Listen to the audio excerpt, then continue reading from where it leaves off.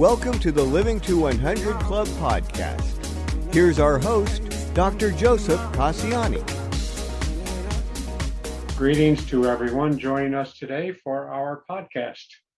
You're listening to the Living to 100 Club, and I'm your host, Joe Cassiani. You can find this conversation and all past conversations on our website, livingto100.club. In addition to my podcasting, I'm a public speaker, and I present to community organizations and senior groups on topics related to aging well and managing setbacks. And on my website, you'll see options to sign up for one-on-one resilience coaching for anyone wanting more personal time to talk. I also provide consulting and training on clinical topics like depression and dementia. Now on to our podcast where we discuss successful aging, staying positive, and making more informed decisions. Dr. Alan Weisser is our guest for today's podcast as we discuss the topic of depression in older adults. We examine the symptoms of depression and contrast it with symptoms seen in middle-aged adults. How can we help the person who's in denial? Can we learn different approaches to surviving the physical and personal setbacks and even thrive once we get beyond them? Can we rely more on our innate ability to manage stresses? First, a little background. Dr. Alan Weisser is a clinical psychologist who has worked in public sector mental health institutions for many years, becoming expert at bringing people together and solving problems. He founded New Options, Inc. in 2002 to help people with chronic pain learn to fully engage in recovery. He is the author of the book, New Possibilities, Unraveling the Mystery and Mastering Chronic Pain. Alan, welcome to our podcast. Thank you. Glad to have you with us today. I always like to open by asking our guests to tell us a little bit about the journey that brought you to where you are today. Actually, it's a question that's led me to understand some things in the process of doing this. The journey probably began when I was 12 and a half, when I broke my neck doing a backflip on a diving board and found out that when you're doing a backflip, you're supposed to dive out from the board, not straight up. Yeah, that doesn't work out well. So not to be flip about it, literally, because when they brought me to the hospital, and remember, I'm 12 and a half. Before this happens, I am a fearless child and sort of self-starter and risk taker. The doctor comes in, I'm in a cast in my neck. I know I've broken my neck. And he says, if you don't die and you're not paralyzed, you will be crippled for the rest of your life. And I actually called friends to say goodbye. Wow. So they kept me in the hospital over a month. I really couldn't stand being there, so I made a fuss. But the bottom line is I ended up being at home on my back in a brace for a year. I wasn't allowed to get out of bed or even sit up. When I did start walking again, I wasn't paralyzed, but I was atrophied. So it took me close to a year to regain normal walking. So my total recovery physically was almost 3 years. Wow. Right. So that's a big deal. And ultimately, working with chronic pain patients, I can certainly make a connection to having something major happen and also being told what many of my patients are told, that it can have a huge impact on your ability to function. But the part I want to really emphasize, which relates to our conversation, is the thing I did not do. No one knew how frightened I was. Nobody knew how I felt about this. I just put on a happy face. I can be very funny. No one knew. What they didn't know, and I came to understand, was that not only had my neck been broken, but so had my identity and my confidence in myself.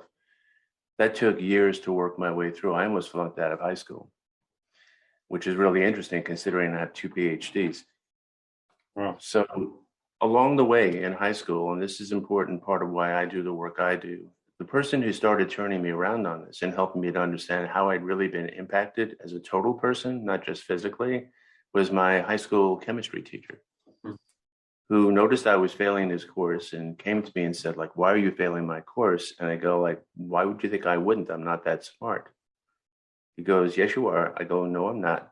I wish I had a recording. It was a funny conversation. Bottom line is he insisted on tutoring me personally. I got a C in the course. But that was the beginning of me understanding that what I thought I knew about myself or my limits wasn't necessarily true.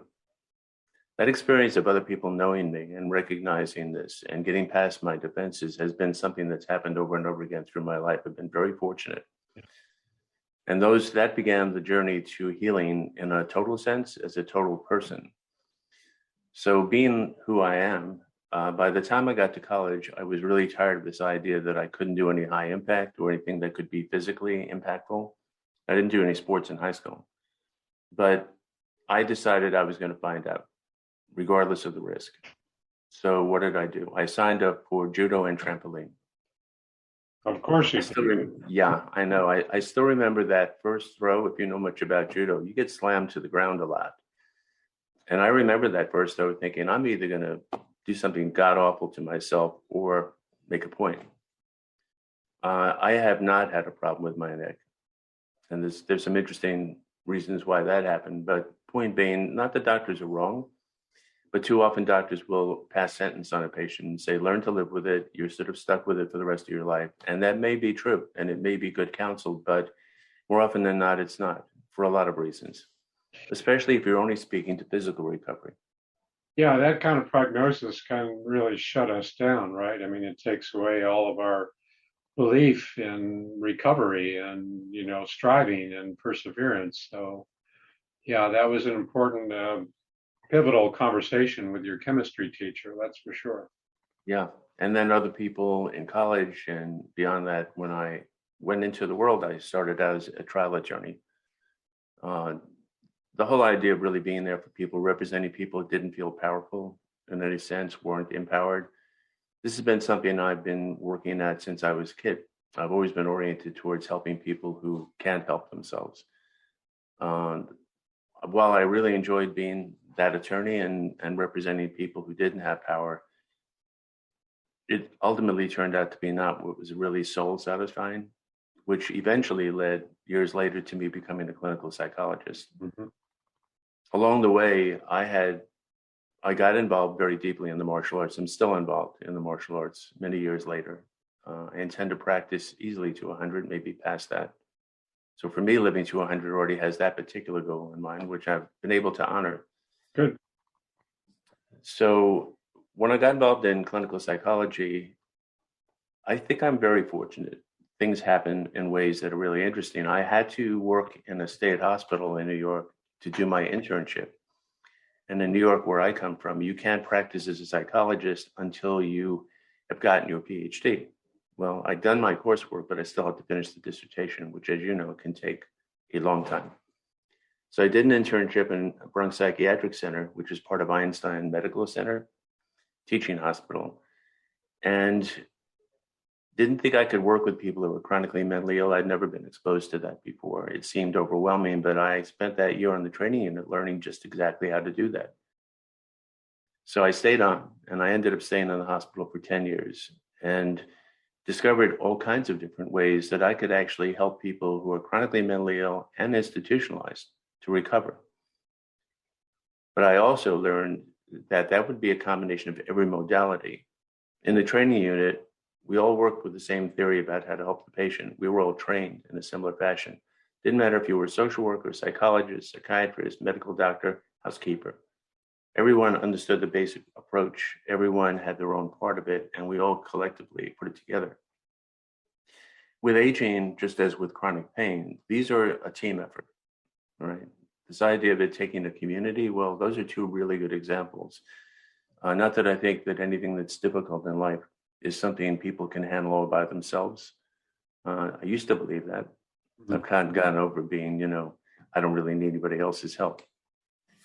I'm in recovery. Uh-huh. So I did that kind of work close to 17 years and then decided to come out to Seattle. And when I came out here, I went from working in a hospital where I created a lot of programs. It's important because it set the foundation for what I do with chronic pain patients. Mm-hmm. Just almost by accident. I had reasons for leaving community mental health. It was just the system that was so broken. that it really didn't make a difference how innovative I could be or dynamic in the approach. It was very hard, as it was in the hospital, to get enough people to go along with major changes. Just almost by coincidence, I was trying to figure out what I wanted to do next, saw an opening for a part-time job as a pain management therapist. I didn't know anything about physical pain management. Took the job, learned their model very quickly, which was cognitive behavioral, which is okay. But I also recognized, because of my work in the hospital, I learned in a hospital, you do not treat the disease, you treat the person. If you can work to restore a person's life, that helps to balance the impact of the condition. And I started thinking about, okay, as I did with the chronic mentally ill, what do these things mean to a person? What does it mean to be chronically mentally ill, locked in a state hospital, pretty much all of your life taken away? I started exploring with my chronic pain patients, what does it mean if you lost a job, or if you're physically incapacitated, or your relationships are on the rocks? We began to assess what later became called collateral damages. Mm-hmm. And the basic notion that evolved from that was it's not just a physical problem. It's a physical problem plus collateral damages, which at this point in time can number up to 200. Yeah. Hard to tease out a single event from the overall effect on the person. Well, the point being, a good example is sleep disruption. Sleep disruption all by itself can increase your pain by 50%. Mm. The problem is the medical community, and I work with the best doctors here, do not look at this, right? They'll sit with you and ask for a pain rating, but they don't talk about the 200 things that could be contributing. So you have these collateral damages that are adding to your physical pain, undermining recovery, right? Undermining your immune system. Mm-hmm. So the beginning, and that's why the book is called Unraveling the Mystery. The mystery was what's really going on here. It's not just about what happens. It's about what does it mean to the person, the unique person, right? And that led to something we'll talk about, I guess, in a few minutes about what we came up with to really deal with that. Yeah, it's so important to understand how we interpret these events that happen to us and how we label or explain them to ourselves. That can really influence how well we manage them. So you've worked with a lot of different age groups. You've worked with severe mentally ill. Tell us what your thoughts are on the difference between depression in middle-aged adults versus depression in older adults. Any sense about that? Yeah, my experience has been that it doesn't show up the same way symptomatically. It may have some of the traditional symptoms that most people are familiar with, but often people who are older will experience a sense of numbness, loss of interest in things.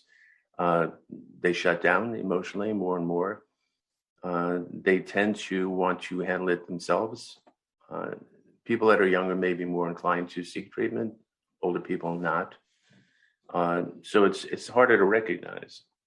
And from my point of view, the more interesting question, which I want to talk about in a few minutes, is so you have symptoms in reaction to a condition that's considered medical. But the really interesting question, since these are psychological impacts, is how do you explain why those things are happening? Yeah. You have a constellation of symptoms. Why those? That's a very important point. I mean, when I did all my work in nursing homes, I would continually help the nursing staff understand that, the patients are not going to come and say, I feel depressed today. They're very unlikely to report symptoms of depression or sadness or remorse. Instead, we're going to get complaints of physical pain or discomfort, somatic complaints. And again, they're the kinds of complaints that are not easily treated. They tend to be more the vague somatic complaints. But yeah, that's an important point. The picture is very different from younger adults. And we used to talk about the increased interiority for the patients who would kind of withhold a lot of this, as opposed to middle-aged adults who might really reach out and say, look, I could you help me with these struggles? And we don't see that so much in seniors. Yeah. So what other symptoms do you think we have with depression in older adults? I mean, you mentioned sleep problems and appetite and, physical activity. Are there other symptoms that we can see in depression with this age group? Well, I wouldn't claim to be expert on this particular population for that condition, but I think we've covered some of them. But I would expect it to be relevant to the challenges they have. Hmm. So if you understand the existential problem with getting older, and then you think, okay, so how would that be likely to show up symptomatically? Hmm. And there is a correlation between a particular symptom and the person, and everybody's unique, right? As you and I both know, you can do a depression inventory on 10 people, but I look for patterns. There's no one way for a person to be depressed, even if they have the same symptoms. How much of it do they have? What level is it at? How do they interact? What is the pattern that's presenting? For example, as you know, if it's an older adult or anybody else, some people will show you lots of impact on self-esteem, right? Self-criticism, those things that have to do with self-love, but not everyone does. Then you have other patients who have a lot of the other symptoms, but they don't have those. Well, if they have those relating to how a person sees themselves, that is a totally different treatment. That is a totally different orientation towards the person. And I think as to older adults, and you're probably aware of this, I don't know if this is true, I would imagine that older adults have a shrinking sense of identity, of value, of purpose, and importance. Not always, but often. It's hard for that not to happen when you begin to have things start to be less than they were. That would be what I'd expect. I don't know if you can tell me this part. I don't know. I would expect that with a lot of older adults who are depressed, that you can see more of that pattern of them feeling less about themselves. Yeah, I think you're right. And I think the problem is that we tie our worth and value to our health status or our physical performance, and, even to other factors like whatever, wealth, or, I mean, we make these incorrect links between how worthy and how valuable we are to what our body is, how well our body is still performing. So that person's going to be in trouble when he, sees that physical decline. That means my worth is also declining. And of course, that's not the case. So, yeah, that's an important point to make, Alan. Yeah. Yeah, I have a suggestion to make at this point. There's a number of concepts that we've developed that are helpful. Yeah. And they apply. The model of this book is for chronic pain patients, but actually most of it is relevant to any kind of pain, whether it's emotional or otherwise. What I say to patients is, from an existential point of view, from an evolutionary point of view, right? Self-esteem is not dependent on who you are. If you think about it, right? A person that loves themselves, that feels good about themselves, is much more capable of addressing the challenges in life, right? Right. So why would evolution design a creature whose self-esteem is dependent on something as transitory as who you are and what you can do? Good question. Yeah. As Mr. Spock would say, it's illogical. Yeah. Yeah. What I do say to people is your self-worth is based on what you are. Mm. As a human being, you are infinite potential. We know this. We love it. We applaud it. We seek out people that are inspiring to us, right? Who you are is a creation. And there's any number of ways that you can be you. So if you attach your identity to these things that are transitory, good luck with that. All right. I refer to it as patients with the one-trick pony syndrome. Yeah. But if you cut through this and say, look, let's define you based on what's meaningful to you, your sense of purpose in the world, and how many different ways can you achieve that? Look at a guy like Stephen Hawking. I can't imagine having that happen and becoming who he was. Sure. People do. And I think that has a lot to do with people not being encumbered by attaching their worth to who they are. Well, it is intrinsic, I say, that, again, it's irrespective of what we look like or how wealthy we are or what our, physical status is. It's intrinsic. It's always there, regardless of the external. So it's similar to what you're saying. Tell me, though, what's your thinking? We see a lot of denial in older adults. I mean, we just, it's like, how do you differentiate between denial and positive thinking? Sometimes I think it's really the same thing. But how would you approach somebody who's in, just denial about their limitations and losses and, loss of interest and all of that?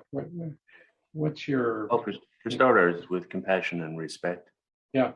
right? It's a way of defending themselves against things they can't handle, right? They try and lessen the sense of threat to their needs by making it smaller, right? That's an understandable human reaction. The problem is that you can't fully address a problem if you're not willing to fully acknowledge the extent of it, right? When I refer to that as acknowledging negative realities is the first step towards empowerment. If you can own the full extent, for example, how many people reacted to the COVID virus with denial, right?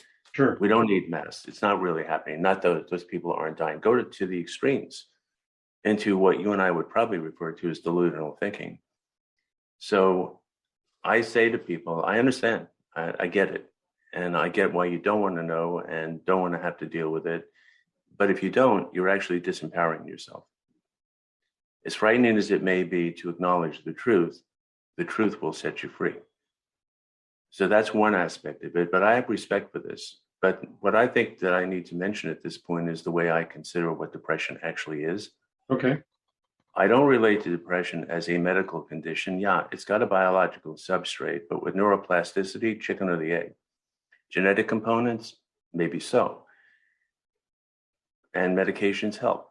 But you and I both know that medication without therapy is not going to be nearly as beneficial. Why? Because the therapy changes the neurochemistry. But more importantly, from an existential point of view, I started looking at depression and going like, what's being accomplished here? If you don't judge all of the problems it creates and you're like, what is this person trying to accomplish by getting into this state? The central feature of depression is that you shut down emotionally. You get flat, anhedonia, right? You just don't care, right?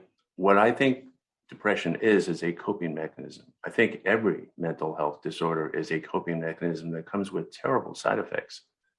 So what are they trying to shut down? It turns out they're trying to shut down what I would suggest are the two most important human emotions, anxiety and anger. Why anxiety and anger? Because you may be familiar with this, most people are not. Anxiety and anger are evolutionary designed to help you address threats to your needs. But if you have too much of that going on, don't know how to handle it, shut it down. The problem is it's the equivalent of turning the light out in the house by shutting the power down in the city. You're trapped now. You've made your condition worse, and worse than anything, you cut yourself off from what nature provided you with to get you out of this. So I approach that with people existentially. I say, if you could learn how to understand and properly use these emotions, you wouldn't need to be depressed. That's a bold claim, considering all the different treatments for depression, which I have a lot of respect for, I'm trained in doing, I've done. This approach to depression is a coping mechanism and showing people how you don't need that, right? That most things in life are not going to shut you down unless you choose to be shut down, but that's because your coping system needs to evolve. Yeah, there are other ways to cope with our anxiety and anger, right? With denial, if you say to a person, okay, for now, you may need to do that, but what if I showed you a way to embrace this and actually make use of this instead of trying to avoid it? And what I say to people is a little bit different than FDR. He said the only thing to fear is fear itself. I say the only thing to fear is fear of fear. Okay. Yeah, because it's that unknown. And yeah, the anxiety, I always attribute it to really a fear of, being alone. A lot of our neuroses are ways to avoid that notion that we're basically alone. It's the unknown that we're not sure of, right? It's the presumption of unknown, right? If you look at human needs, right, you can categorize all human needs under love of self, love of others, with a lot of subheadings, right? So with my patients, I say, okay, you're getting older, you have physical problems, you've lost a loved one, all of the different things, all right? Remember, from my point of view, life is full of major stressors, things that affect your entire life. Chronic pain is only one of them. Getting older is another, right? These are big ticket items like COVID, all right? Chronic pain is a 9/11 event. It is not an ordinary event, and people don't get that. So I'm saying to people, look, there is a system designed by evolution for millions of years, an existential immune system, which doesn't just help you physically, but addresses you emotionally, psychologically, and existentially. You learn how to use these tools. You evolve your immune system. you can take on the challenges. And I understand this. I'm at a certain age where I'm in that zone myself. So I get it. All right. You get to a certain age, where you go like, I don't know if it happened next day. I don't know it's like being on a battlefield. I don't know who's going to get blown up next, right? And the challenge is, how in the world do you maintain equanimity? How in the world do you maintain a love for life, right? My favorite example of this is my mother, who lived to be 100, who was the kind of person who was dedicated to making other people happy in whatever way she could. So over the years, between 80 and 100, she couldn't see, she couldn't hear, she couldn't hardly walk. Fortunately, she was well off, so she was living in a palatial, home in Florida, more like a hotel. And I remember that she was 99, and I was with her, and she said, "I have to go downstairs, right? I need to make somebody feel good today." And I, how in the world are you going to do that? I mean, you can hardly function, right? She said, "It's okay, just take me downstairs," right? So we're walking around, and she goes to people and tries to get them to smile. She says, "Show me your teeth." All right. It took about 7 people before they did.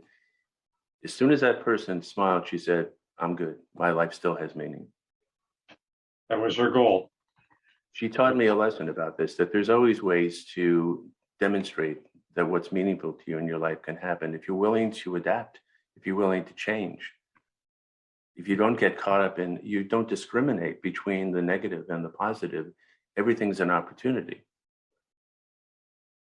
Yeah. So really being able to tell the difference between what we can control and what we can't control. And also, I think having this mission, as your mother, so capably fulfilled, just having a goal, a purpose to help others, to reach out to others. Yeah.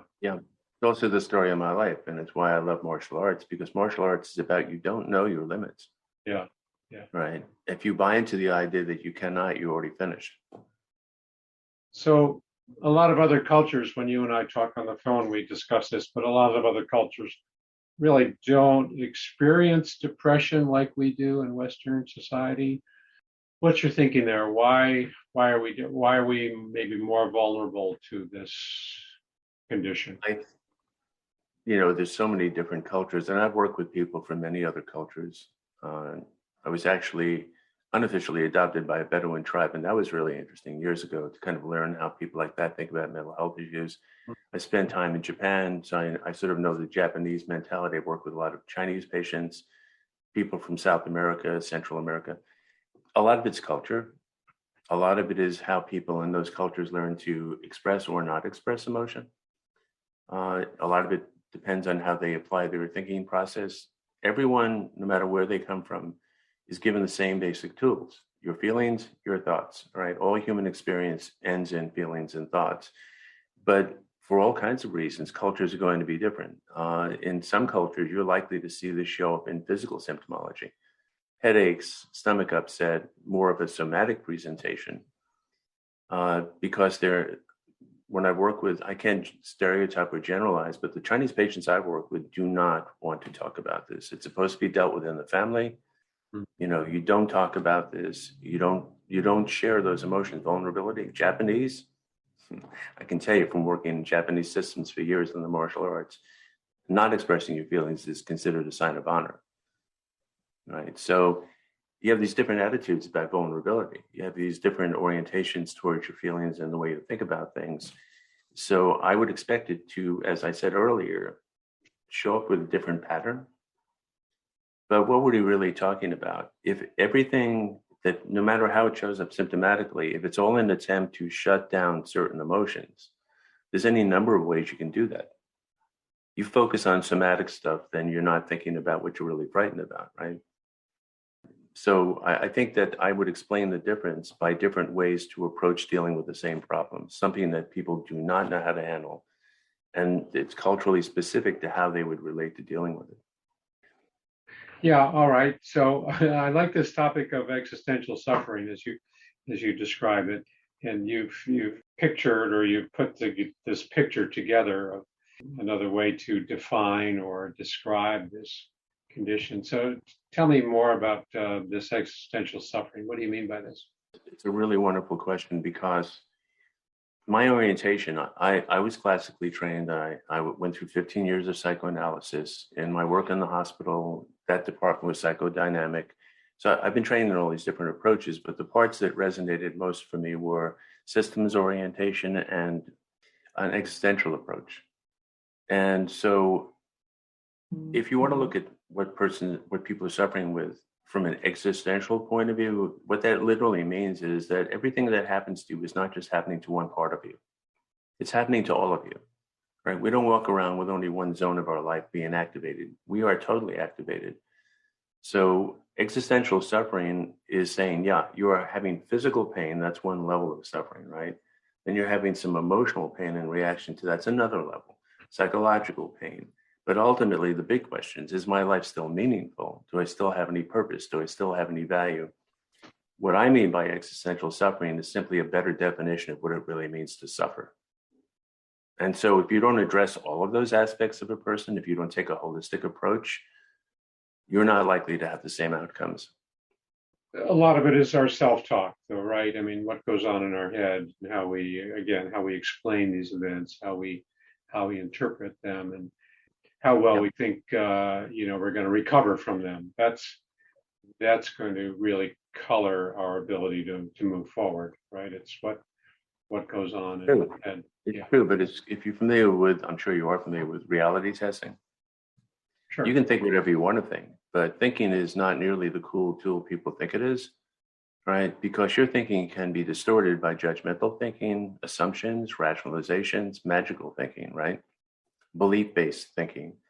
You understand that your thinking process is not nearly as reliable as your feelings. Nobody ever tells you to trust your head. They tell you to trust your gut. What people don't know is that means trust your anxiety. One of the functions of anxiety is actually to identify appropriate solutions to a problem. You can come up with what you think is a great idea for dealing with a problem, and somehow it doesn't help. So I respect what people think about their condition, but mostly if they're thinking in terms of what they cannot do, they're already in trouble. They're putting their power into all the reasons why something cannot happen instead of all the reasons why something could. If you're infinite potential, think of the power that you can tap into, but you have to own the pain. And denial is a great example, because one of the most difficult things for my patients to do is to embrace the pain of their loss. To go, okay, and not accept it. I will never use that word. Acknowledge the fact that things have changed. Acknowledge you woke up this morning and your body doesn't work the way it used to. Your life is different than it was. Own that first. Own the pain of that. Grieve the loss for that. Because if you don't do that, you're not going to want to then move on. When somebody dies, if you don't grieve the loss, you can't move on, right? But so many people stay there, right, and don't move on. It does offer a little bit of a protection, too, to hold on to that loss, to hold on to that pain. That means they're not needing to move on and get beyond it. I've seen that. From my point of view, that's kind of like trying to meditate when you're about to be hit by a truck. Well, I don't know. I think it's very. Look, I respect that people do that, but if you're not addressing the power that you have, if you're not making use of that, I think it's a tendency to rely so much on the emotion and to hold on to that rather than to be willing to work through it and move beyond it. Because I think that emotion is very protective for people. It allows us to. We don't grow, but it's safe and it's predictable. It's like a comfort zone. I agree, but the problem is, like I said, it's a way of coping, but there's a lot of side effects. If you're willing to understand the side effects from that, fine. Look for the balance, right? People don't consider the cost, right? There's a lot of cost to that, of course. There's a lot of cost. Yeah. But I'm with you on the human condition. There's a lot of things I would rather not think about at all. Yeah. So what are the upsides to putting depression behind us? You've talked a lot about how our condition can limit us, handicap us, but how do we experience the positives of moving beyond depression? How can we envision that? How can we kind of get a taste of it by putting depression behind us? I think the core idea behind the work that I do is a search for meaning. Depression does not allow you to reconnect. And often what I'm working with patients on, and many people don't know, right? It's really interesting. If you ask a person, what are you here for? And they go like, what do you mean? I mean, why are you alive? What are you here for? All right. Ultimately, I've never known anyone that doesn't have something they're here for. They just don't know. So if I say, look, I understand why you might get depressed. I understand why you might be overwhelmed by anxiety. I understand why all kinds of things can happen because you're up against something you don't know what to deal with. Right. But if you understand that if you upgrade your system, if you optimize the way you can operate as a human being, that you may find your way through this, or maybe not, but you're investing your power in where you want to be in your life. Beyond depression is living in the reality of what's happened and finding a way to say, I'm still in the world and I'm still here for a purpose. I'm still here to be meaningful. Like my mother's example, I mean, getting one person to smile, most people wouldn't think of that as a great accomplishment. But for her, it was completely meaningful. So we get to decide that. We get to decide what matters and what doesn't. You're depressed, you're not deciding anything other than I don't want to deal with it. So we get in touch with more of our purpose, more of our, what is my meaning in life? What is my reason for existing? And this is way beyond wallowing in sadness and helplessness. This is way beyond that. Yeah. I've worked with over 2,000 patients in the last 20 years, and frankly, I wouldn't be saying anything I'm saying if my patients didn't inspire me, because taking this approach actually makes a difference. I've seen people go through major personal transformations because there's a toolkit here, right? So we make use of that. We make use of the same things that you might make use of in your own work in terms of insight and other approaches. If medication helps, right? If other forms of therapy help, that's so great. Sure. This is a powerful approach because it cuts to the heart of the matter. It cuts to, all right, your life has begun to feel less meaningful. Is that the end of the story? Or is your meaning not defined by what you can and cannot do? Once people get that, then they go like, okay, well, what can I do? How can I express who I am and what I am? I can't pick my grandchild up to play with. And a lot of chronic pain patients, they throw the baby out with the bathwater, right? If I can't do that, I don't react. I say, well, why don't you sit and hold hands, right? Why don't you go for a walk? There's always a way. Yeah. And that's a message that most people need to hear. And think about it, right? Did evolution design us to give it up once we start getting older and we start having things in decline? Does that make any sense at all? Makes no sense to me at all. What makes sense to me is that we learn throughout our entire lifespan, that we never stop learning. We just reach a certain point in time where we don't like the lessons. Yeah, to learn the new ways, more effective ways to handle these struggles, these stresses, the anxieties. And as you mentioned with medication, we always know that there are symptomatic relief from the antidepressant, but we don't learn those new skills. We don't learn those new ways to cope and deal and manage. That's the limitation. I mean, it serves its purpose. I agree, but it's only a partial solution. Yeah, well, in physical treatment, this is often the case. You'll get an injection, which will relieve your pain long enough to benefit from physical therapy. I think of medications as buying you time, right? Denial, buy you time. These other ways of operating, fine, but do the work so that you don't need to be dependent on those things. And the work is so important, and it's valuable, and it's effective, right? I mean, it works. It works. That's the beauty here. That's the beauty. Yeah. Trust me, I would have given up on this a long time ago if not for the fact that my patients actually seem to be able to benefit from this. Yeah. And this is not a traditional approach to chronic pain management at all. I don't know of anybody else in the state that approaches this way. I'm not trying to promote myself on this. It's just a different way of thinking about it. Yeah, and there is hope. There is an upside. There is the real superior benefits to letting go of this extra baggage. It's very possible. It's not just possible, but it's expected, especially when we get out of our own way.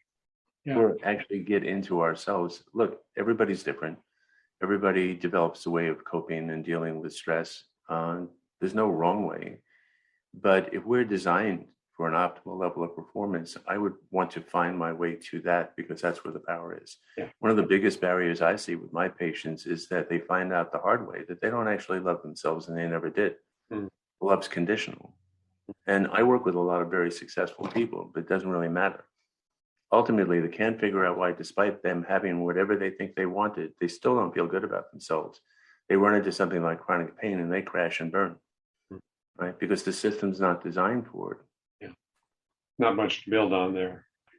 Great conversation, Alan. A lot of interesting topics. We could spend hours on so many of these different directions. But what's your thinking about takeaway from our conversation? What would you like our audience to remember from this conversation today? That I think the most powerful coping technique of all to deal with, whether it's aging or some other major something, is inspiration, being inspired, right? Personal example, I've always been inspired to learn. I've always been curious. That still drives me. I could use another 100 or 200 or 300 years in terms of where I want to continue to go. Be curious. Know that there's things in your life that are meaningful to you. Tap into your inspiration, right? Anybody we ever see that overcomes things, they are inspired for some reason, right?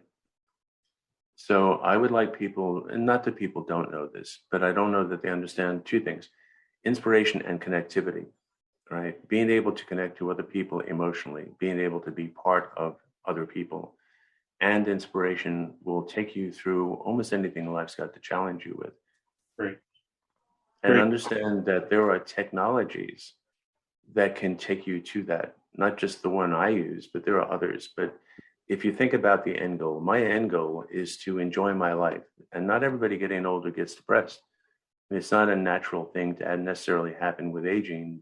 But I think that if you sample the people who get depressed and the ones that don't, I think you'll find a great deal of difference in how they define their importance in life and their meaning. Sure. So consider that. Yeah. So that's great. That's the inspiration. I mean, staying inspired about our future is so key, but the connectivity element also. One last point about my mother. So there she is, 90 years old. She's been married twice. My father died, and then she married again. He died. She's 90 years old, and she says, "I need another boyfriend." I feel like, you're 90 years old. You can hardly function. She says, "I like having a partner." And sure enough, 6 months after she told me that, she has another partner. Yeah. Right. And yet you and I know how devastating it is. You have a lifelong partner, somebody you live with so many years. Frankly, I think it's one of the scariest things that can happen to a person. And as you know, it can be totally devastating, kill you. So know that you don't have to, that there is no one way to be you, no one way to enjoy your life. Those are tough hits. How do you face the future alone? But people do. People recover and they reconnect and establish new relationships when we never thought we would be able to do that. I mean, that's the beauty of this. It's unknown. It's a blank screen in front of us, right? We can write whatever script we want. Yeah. Well, it looks like we're out of time for today, Alan. But before we wrap up, I just want to remind our listeners about a co-sponsor for this program, A Mighty Good Time. Are you looking for ways to engage and stay active? Check out amightygoodtime.com. It's a one-stop shop for events and activities for those 50 and over. It's free to search and it's free to post. amightygoodtime.com. And be sure to visit the Living to 100 Club website to sign up for our weekly podcast announcements and monthly newsletters. And while you're there, be sure to download a free copy of my 9 tips for living longer. Lastly, pick up a copy of my book, Living Longer is New Normal, all about maintaining a positive mindset in all we do. It's on Amazon as an ebook or hard copy. We've been talking today with Dr. Alan Weisser. Alan, for those who might want to contact you, what's the best way to do that? Yeah, easiest way is to go to our website, which is newoptionsinc.com. That has connectivity to accessing the book on Amazon. We're going to be putting out some classes on this model in about a month. And I'll probably be starting a radio show in about 2 months. So anything that's happening in reference to this, you can find on that website. Great resources there. They can contact you. Our listeners can contact you, as well as get more information and purchase your book too. So good luck with the radio program. Thank you. Thanks very much for being a guest on our program. I look forward to inviting you on as a guest. Great. I'd love to be there. Yeah. Thanks to all of our listeners for tuning in today. Hope to see you next time.